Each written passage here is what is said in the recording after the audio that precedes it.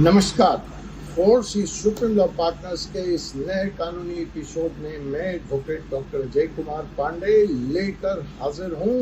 फिर एक family drama, एक फैमिली मुकदमा।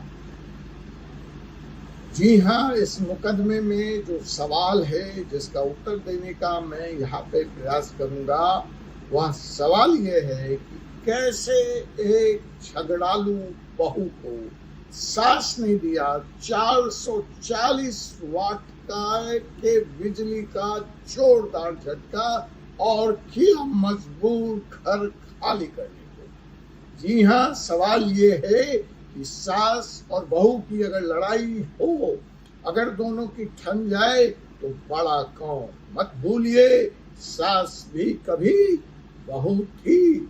तो अगर सास और बहू की इस लड़ाई में संपत्ति आ जाए बीच में, तो संपत्ति का अधिकार पहले किसका होगा? क्या बहू जबरन अपने ससुराल में सास की छाती पर मुंह डाल सकती है?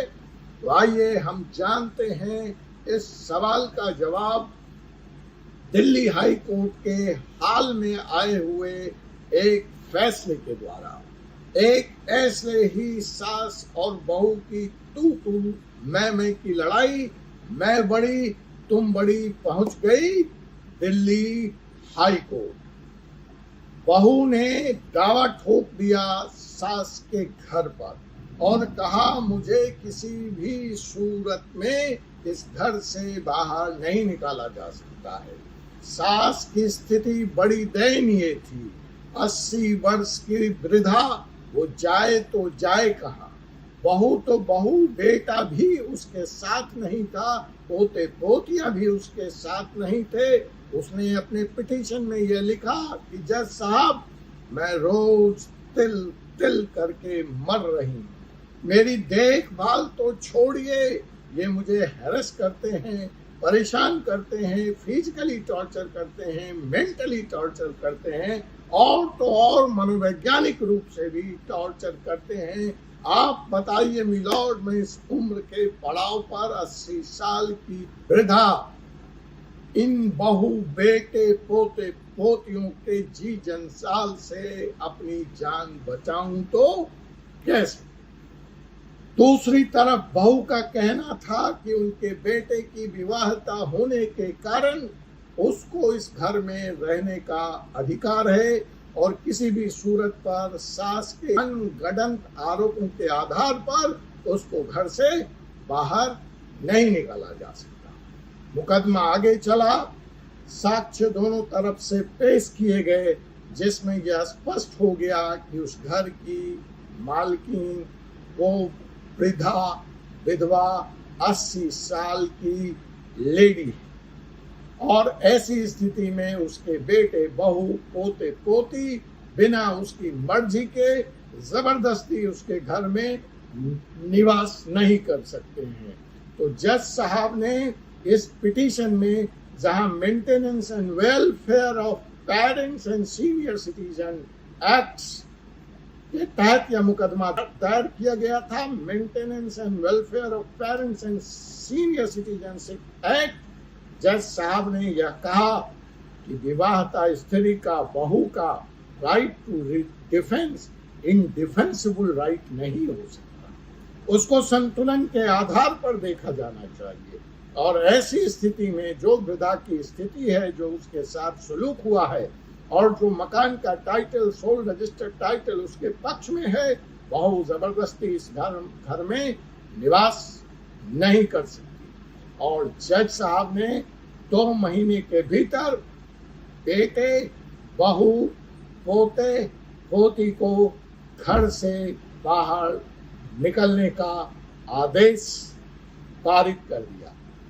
यह लैंडमार्क जजमेंट है। जहां तक सीनियर सिटीजनशिप एक्ट का सवाल है, सीनियर सिटीजन्स के राइट का सवाल है, इन दिनों ऐसे मुकदमों की कोर्ट में बाढ़ आ गई है जहां मार्टियल डिस्कॉर्ड, मतलब बेटे और बहू की लड़ाई में अननेसेसरी परिवार के दूसरे सदस्य, मसलन ननद, sister in law, mother in law, father in law को जबरन घसीटा जाता है और उनके हार्ड अर्न्ड मनी से जो उन्होंने संपत्ति अर्जित की हुई होती है उस पर भी दावा ठोक दिया जाता है। तो कोर्ट के इस आदेश के बाद यह स्पष्ट हो गया कि आप अपने मार्टियल डिस्कॉर्ड मतलब अपने वैवाहिक संबंध में अगर कोई आपका ताना बाना छिन्न हो रहा है, उसमें कोई प्रॉब्लम है, तो उसके लिए आप घर के दूसरे सदस्यों खास करके सीनियर सिटीजन को प्रताड़ित नहीं कर सकते, हैरेस नहीं कर सकते। और अगर आप ऐसा करेंगे तो जो राइट ऑफ सीनियर सिटीजन है that will prevail upon the right of dwelling of daughter in law, अर्थात बहू के राइट के ऊपर सीनियर सिटीजन का वेलफेयर, सीनियर सिटीजन का राइट देखा जाएगा। हाँ, इस फैसले में जस्टिस संजीव नरूला ने एक संतुलन भी कायम किया, एक बैलेंस किया कि आखिर यह बहू अपने बच्चों के साथ कहाँ जाएगी। इस बात को मद्देनजर रखते हुए, उसकी जरूरत को मद्देनजर रखते हुए उसके पति अर्थात वृद्धा के बेटे को यह आदेश दिया कि आप अल्टरनेटिव एकोमोडेशन के लिए प्रति माह 20,000 रुपये अपनी पत्नी को देंगे, जिसके फाइनेंशियल असिस्टेंट, जिसमें वो अपना जीवन निर्वहन करेगी अपने बच्चों के साथ। लेकिन जहां तक वृद्धा का राइट है, सीनियर सिटीजन का राइट है, वो एब्सोल्यूट है। आपको वो घर 2 महीने के अंदर खाली करना पड़ेगा और उसका वैकेंट पोजीशन उस वृद्धा को, उस माता जी को सौंपना पड़ेगा। यह एक ऐतिहासिक फैसला आया है। जिस तरह की भी दुविधा या डाउट्स थे कि बहू का राइट या सास का राइट, डॉटर इन लॉ का रेसिडेंशियल राइट या सीनियर सिटीजन का राइट, इसमें अगर कॉन्फ्लिक्ट है तो कौन भारी पड़ेगा, कौन डोमिनेंट होगा, किसको प्रेफरेंस दिया जाएगा।